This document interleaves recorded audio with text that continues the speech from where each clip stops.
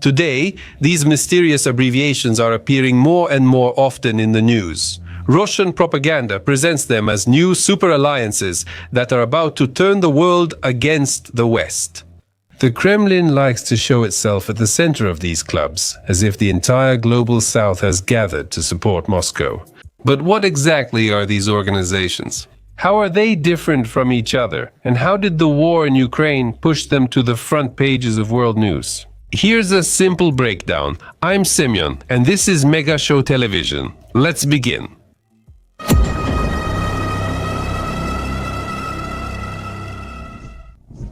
What is Brazil, Russia, India, China, and South Africa? Brazil, Russia, India, China, and South Africa is a club of countries with large economies that decided to unite not just for a fancy name, but for influence. But unlike NATO or the European Union, Brazil, Russia, India, China, and South Africa has no army, no common currency, and no government. It's not an alliance, but a platform for talks and joint projects. The story began with a banking term. In 2001, a Goldman Sachs analyst came up with the abbreviation Brazil, Russia, India, and China. Brazil, Russia, India, and China. A few years later, these countries thought, why not meet up? That's how the political format appeared. In 2010, South Africa joined, and it became Brazil, Russia, India, China, and South Africa, with an S at the end. But why do they need all this? The answer is simple. For decades, the West, through the International Monetary Fund and World Bank, managed the world economy. And of course, Brazil, Russia, India, China, and South Africa has ambitions in this regard to show that the so-called Global South, China, India, and Russia also have a voice. To achieve this, they came up with their own tools, the new development bank in Shanghai and a joint reserve fund in case of a crisis. It all seems impressive on paper. When Russia invaded Ukraine and faced sanctions, even their own bank wouldn't take risks.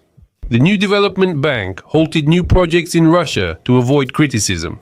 This revealed a simple truth about Brazil, Russia, India, China, and South Africa. It's not an anti-Western front, but a pragmatic club where everyone thinks about their own interests.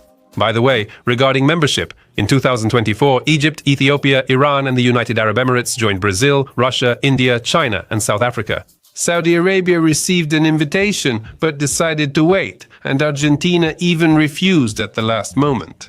So there is a decision, but it doesn't always match the Kremlin's dreams of a global coalition against the West. And there's another word you often hear alongside Brazil, Russia, India, China, and South Africa: de-dollarization. It sounds pretty intimidating, as if the dollar is about to be abolished. In reality, things are much more modest. Countries try trading in their own currencies, but it doesn't always succeed. Russia, for example, got payments from India in rupees, but soon realized there was nowhere to spend them. So it's better to understand Brazil, Russia, India, China, and South Africa this way. It's not a showcase, well, not of the West. The countries unite for bold statements and occasional joint projects, but each pursues its own interests. And they're only allies as long as it's beneficial.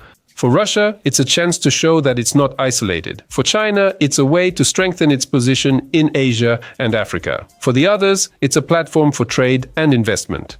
So, Brazil, Russia, India, China, and South Africa is not a new union of Soviet socialist republics and not an anti-NATO. It's a negotiation club where supposedly the main focus is on the economy, money, and profit. What is the Shanghai Cooperation Organization? Now let's look at another abbreviation, the Shanghai Cooperation Organization, or Shanghai Cooperation Organization. Formed in 2001, it wasn't initially a club of friends. Against the West, it was much more prosaic. After the collapse of the Union of Soviet Socialist Republics, China, Russia, and the Central Asian countries were left with common problems related to borders, drug trafficking, and terrorism. It was necessary to reach an agreement to avoid living in constant tension. That's why, at first, the Shanghai Cooperation Organization focused on security, joint anti-terrorism exercises, intelligence sharing, fighting extremism. They even created a special center in Tashkent, a regional anti-terrorist structure. So the first mission of the Shanghai Cooperation Organization was not about the economy. But how do you make sure that neighbors don't shoot at each other and instead catch criminals together? Over time, the agenda grew to include infrastructure, energy, trade, and culture, along with security. Projects for building roads, railways, and discussions about new gas pipelines appeared. After all, it makes sense. If countries are thinking about security together, then they also think together about how to transport goods and resources more conveniently.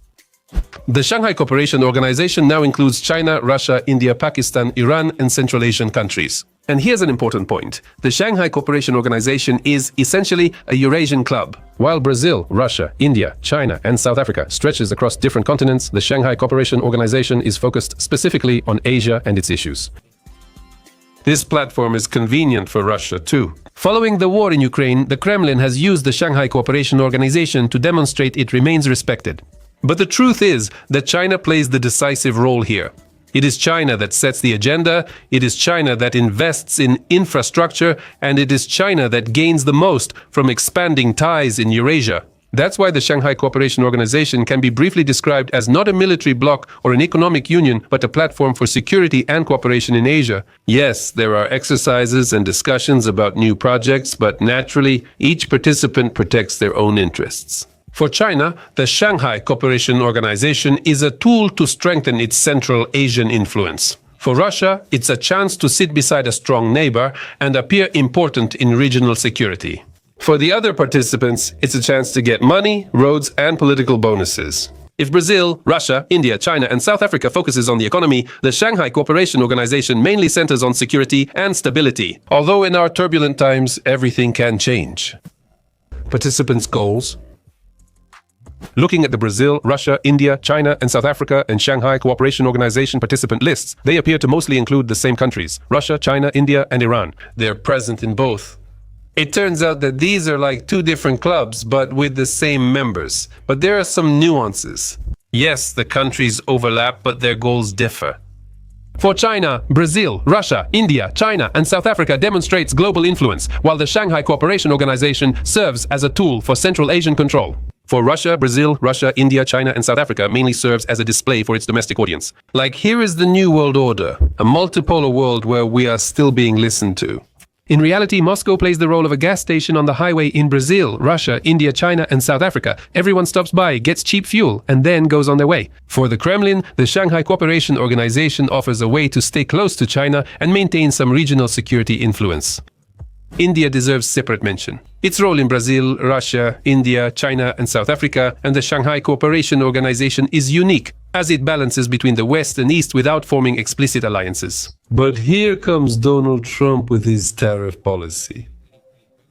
The New York Times writes directly that Trump's new tariffs threaten to destroy relations between the United States and India, pushing New Delhi into the arms of Moscow and Beijing.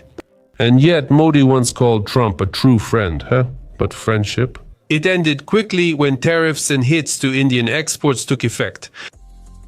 This is a setback for India on multiple fronts. United States exports could drop by half, over $80 billion. The United States is the country's top trading partner. At the same time, Washington also criticizes India for buying Russian oil, while America itself turns a blind eye to the same actions by China or Turkey.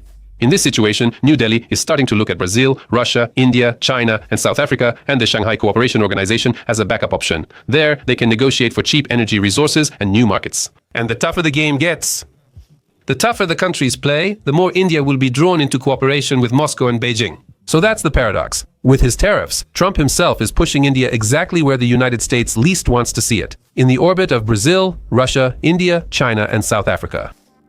A similar situation is occurring with Brazil. President Lula da Silva has said he will discuss a unified Brazil, Russia, India, China, and South Africa response to Trump's tariffs with India and China. In fact, this is the first attempt to turn Brazil, Russia, India, China, and South Africa from a discussion club into a coordinated player. Lula emphasized that relations between Brazil and the United States are at their lowest point in the past 2 centuries. He also recalled Washington's involvement in the 1964 coup, but noted that the current White House's actions have escalated from minor interference to direct pressure on a sovereign country. It's no surprise that in Brazil this is seen as a slap in the face. And now Lula, together with Modi and Xi, is seriously discussing whether to develop a common position within Brazil, Russia, India, China, and South Africa. In other words, Washington's actions themselves are pushing these countries to come closer together. This is a very telling moment. No material gain will ever outweigh sovereignty. I hope someone explains this to Trump. Ukraine as an example. The Ukraine war has become a litmus test for both Brazil, Russia, India, China, and South Africa, and Shanghai Cooperation Organization. Under sanctions and with doors to the West closed, Moscow rushed to seek recognition in these organizations.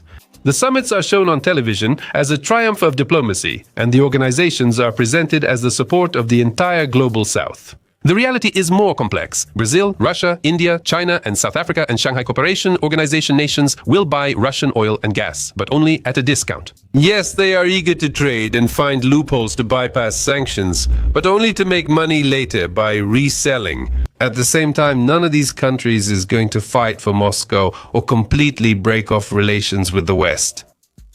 In this situation, Brazil, Russia, India, China, and South Africa has turned into a club of alternative markets for Russia. They discuss using national currencies, barter, and ways to bypass the dollar.